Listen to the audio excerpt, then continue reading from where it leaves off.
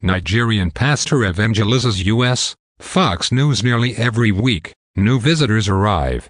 They want to see the megachurch that was built in the unlikeliest of places by the unlikeliest of men. The Embassy of the Blessed Kingdom of God for All Nations was founded 13 years ago by a Nigerian immigrant, Sunday Adelaja, in Kiev, Ukraine.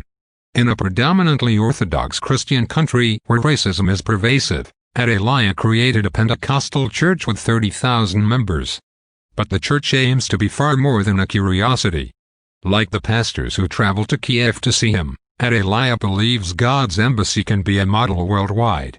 The next stop in his bid for global reach is the United States. America is fast becoming a mission ground again, Adelaja said in a phone interview from Sacramento, California, during his latest trip through the country. We are surprised that the Americans who preached to us, the passion they had is almost already gone. Adelaja is among a stream of pastors from Africa and other countries starting hundreds of churches in the U.S. Their congregations back home are bursting with worshippers as Christianity advances through the developing world. The clergymen see American churches as floundering, focus more on money than God, and filled with stale preaching and sinfulness. They hope to save the country that brought them the faith. When the values are crashing, you have the largest number of abortions, divorce and school shootings. These things are very sad, Adelaja said. As America goes, so goes the world. We shouldn't allow the Christian influence to diminish in this country. His goals may seem unrealistic, but researchers who study global religion are already calling this the African century of Christianity. African churches with their zeal and resourcefulness are poised to become a force not just in America but around the world. Adelaja trains mission workers in Ukraine and, through them, he says he has already started more than 600 churches in dozens of nations.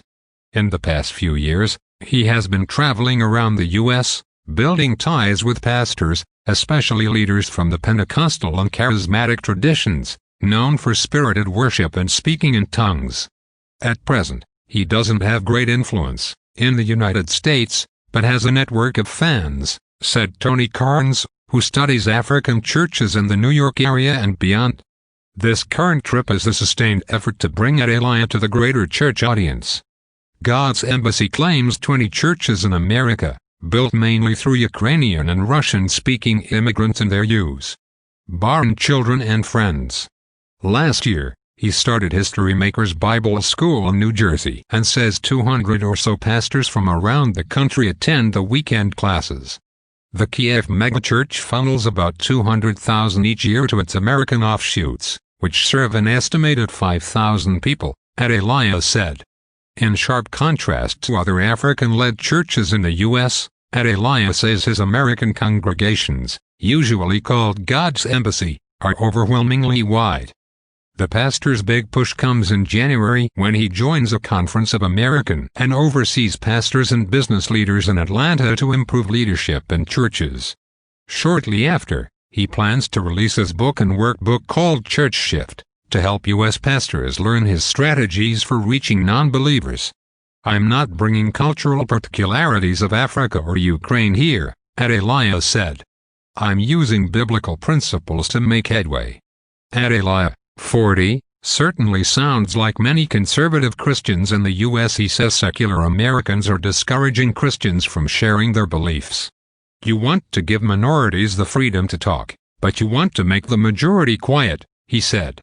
Social ills from teen pregnancy to government corruption can be solved through the values that Christianity teaches, about love, purity, fear of God and honesty, the pastor said. He considers Muslim extremism one of the biggest threats facing the world.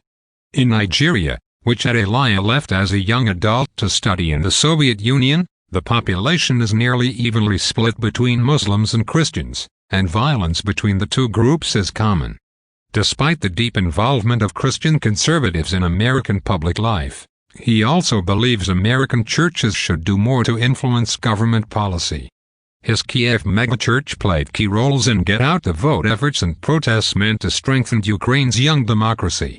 He says too many American Christians are focused more on career than creating a ministry for God. We're not saying we should go back to the medieval age when the Christian church used to be the government. That was a mistake of the medieval time in Europe, Adelaja said.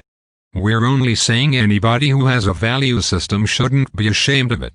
If we don't engage the culture, he said, the culture is going to overrun the church. Thursday, November 22, 2007 by Rachel Zoll, Associated Press religion writer.